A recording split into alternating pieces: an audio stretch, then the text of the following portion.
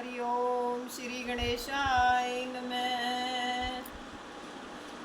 ओम श्री परमात्मने नमः। ओम नमो भगवते वासुदेवाय। श्री कृष्ण गोविंद हरे मुरारी, हे नाथ नारायण वासुदेव। श्रीमद् भगवत गीता का पहला अध्याय। ओम श्री परमात्मने नमः। धृतराष्ट्र बोले, हे संजय, धर्म भूमि कुरुक्षेत्र में इकट्ठे हुए युद्ध की इच्छा वाले मेरे और पांडु के पुत्रों ने क्या किया।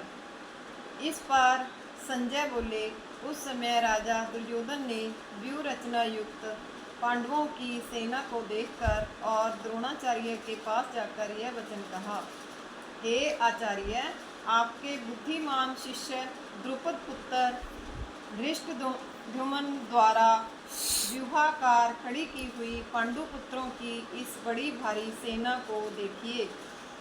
इस सेना में बड़े बड़े धनुषों वाले युद्ध में भीम और अर्जुन के समान बहुत से शूरवीर हैं, जैसे सात्यकी और विराट, तथा महारथी राजा द्रुपद और धृष्टकेतु, चेकितान तथा बलवान काशीराज, पुरुजित, कुंतीभोज और मनुष्यों में श्रेष्ठ शैव्य और पराक्रमी युद्धामन्यु तथा बलवान उत्तमौजा, सुभद्रा पुत्र अभिमन्यु और द्रौपदी के पांचों पुत्र, ये सभी महारथी हैं।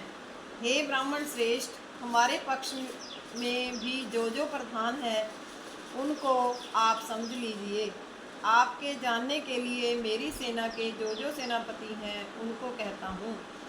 एक तो स्वयं आप और पितामह भीष्म तथा कर्ण और संग्राम विजयी कृपाचार्य तथा वैसे ही अश्वत्थामा, विकर्ण और सोमदत्त का पुत्र भूरिश्रवा तथा और भी बहुत से शूरवीर अनेक प्रकार के शस्त्र अस्त्रों से युक्त मेरे लिए जीवन की आशा को त्यागने वाले सब के सब युद्ध में चतुर हैं।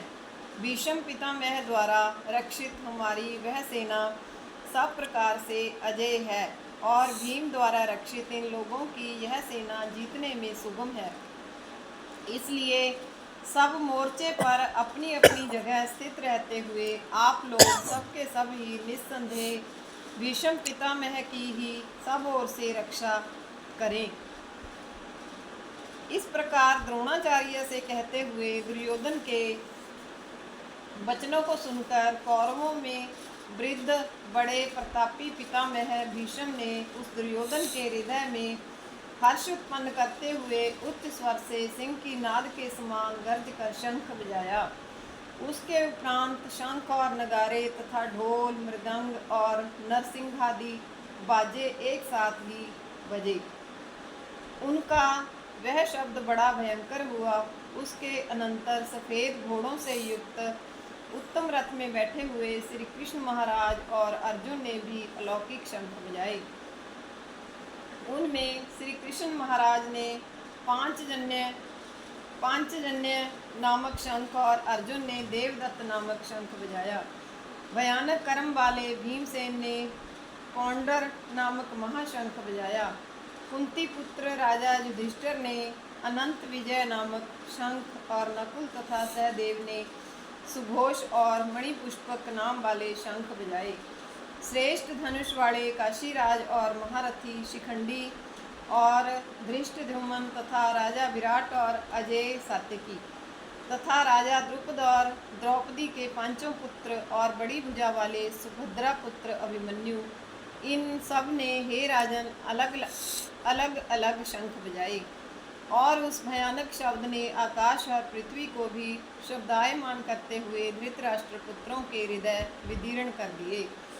हे राजन, उसके उपरांत कपिध्वज अर्जुन ने खड़े हुए धृतराष्ट्र पुत्रों को देखकर उस शस्त्र चलने की तैयारी के समय धनुष उठाकर ऋषिकेश श्री कृष्ण महाराज से यह वचन कहा, हे अच्युत, मेरे रथ को दोनों सेनाओं के बीच में खड़ा करिए। जब तक मैं इन स्थित हुए युद्ध की कामना वालों को अच्छी प्रकार देख लूं कि इस युद्ध रूप व्यापार में मुझे किन किन के साथ युद्ध करना योग्य है, दुर्बुद्धि दुर्योधन का युद्ध में कल्याण चाहने वाले जो जो ये राजा लोग इस सेना में आए हैं, उन युद्ध करने वालों को मैं देखूंगा। संजय बोले, हे धृतराष्ट्र, अर्जुन द्वारा इस प्रकार कहे हुए महाराज श्री कृष्णचंद्र ने दोनों सेनाओं के बीच में भीष्म और द्रोणाचार्य के सामने और संपूर्ण राजाओं के सामने उत्तम रथ को खड़ा करके ऐसे कहा कि हे पार्थ, इन इकट्ठे हुए कौरवों को देख। उसके उपरांत पृथा पुत्र अर्जुन ने उन दोनों ही सेनाओं में स्थित हुए पिता के भाइयों को, पितामहों को, आचार्यों को, मामों को, भाइयों को, पुत्रों को, पौत्रों को तथा मित्रों को, ससुरों को और सुहृदों को भी देखा। इस प्रकार उन खड़े हुए संपूर्ण बंधुओं को देखकर वे अत्यंत करुणा से युक्त हुए। कुंती पुत्र अर्जुन शोक करते हुए बोले, हे कृष्ण, इस युद्ध की इच्छा वाले खड़े हुए स्वजन समुदाय को देखकर मेरे अंग शिथिल हुए जाते हैं और मुख भी सूखा जाता है और मेरे शरीर में कंप तथा रोमांच होता है तथा हाथ से गांडीव धनुष गिरता है और त्वचा भी बहुत जलती है तथा मेरा मन भ्रमित सा हो रहा है, इसलिए मैं खड़ा रहने को भी समर्थ नहीं हूँ।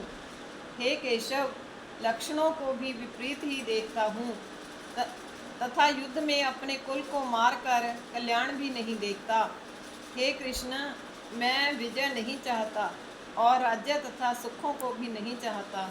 हे गोविंद, हमें राज्य से क्या प्रयोजन है अथवा भोगों से और जीवन से भी क्या प्रयोजन है, क्योंकि हमें जिनके लिए राज्य भोग और सुखादिक इच्छित हैं वे ही यह सब धन और जीवन की आशा को त्याग कर युद्ध में खड़े हैं, जो कि गुरुजन, ताऊ, चाचे, लड़के और वैसे ही दादा, मामा, ससुर, पोते, साले तथा और भी संबंधी लोग हैं। इसलिए हे मधुसूदन, मुझे मारने पर भी अथवा 3 लोक के राज्य के लिए भी मैं इन सबको मारना नहीं चाहता, फिर पृथ्वी के लिए तो कहना ही क्या है। हे जनार्दन, धृतराष्ट्र के पुत्रों को मारकर भी हमें क्या प्रसन्नता होगी। इन आतताइयों को मारकर तो हमें पाप ही लगेगा। इससे हे माधव,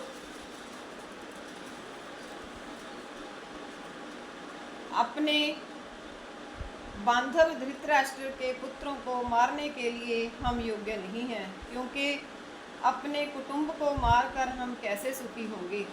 यद्यपि लोभ से भ्रष्ट चित्त हुए ये लोग कुल के नाशकृत दोष को और मित्रों के साथ विरोध करने में पाप को नहीं देखते हैं, परंतु हे जनार्दन, कुल के नाश करने से होते हुए दोष को जानने वाले हम लोगों को इस पाप से हटने के लिए क्यों नहीं विचार करना चाहिए, क्योंकि कुल के नाश होने से सनातन कुल धर्म नष्ट हो जाते हैं। धर्म के नाश होने से संपूर्ण कुल को पाप भी बहुत दबा लेता है तथा हे कृष्ण, पाप के अधिक बढ़ जाने से कुल की स्त्रियां दूषित हो जाती हैं और हे वार्षेणाए, स्त्रियों के दूषित होने पर वर्ण संकर उत्पन्न होता है और वह वर्ण संकर कुल घातियों को और कुल को नरक में ले जाने के लिए ही होता है। लोप हुई पिंड और जल की क्रिया वाले इनके पितृलोक भी गिर जाते हैं और इन वर्ण संकर कारक दोषों से कुल घातियों के सनातन कुल धर्म और जाति धर्म नष्ट हो जाते हैं तथा हे जनार्दन, नष्ट हुए कुल धर्म वाले मनुष्यों का अनंत काल तक नरक में वास होता है, ऐसा हमने सुना है। अहो, शोक है कि हम लोग बुद्धिमान होकर भी महान पाप करने को तैयार हुए हैं, जो कि राज्य और सुख के लोभ से अपने कुल को मारने के लिए उद्धत हुए हैं।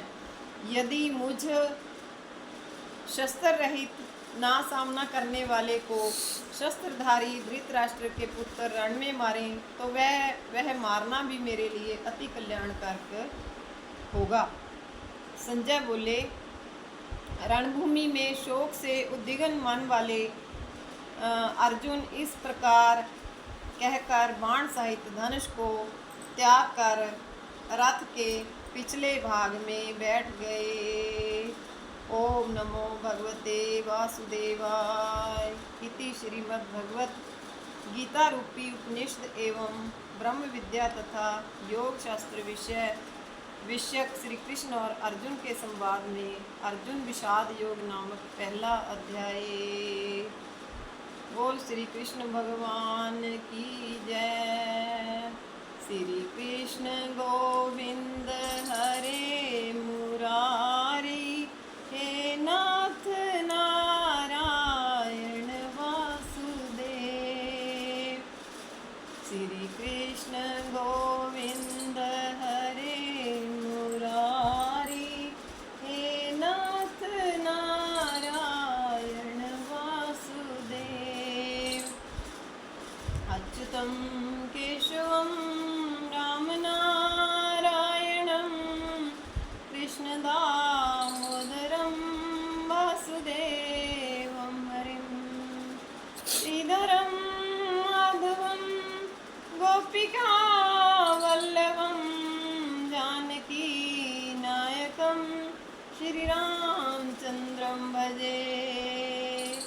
ओम नमो भगवते वासुदेवाय। ओम नमो भगवते वासुदेवाय। ओम नमो भगवते वासुदेवाय। बोल कृष्ण भगवान की जय।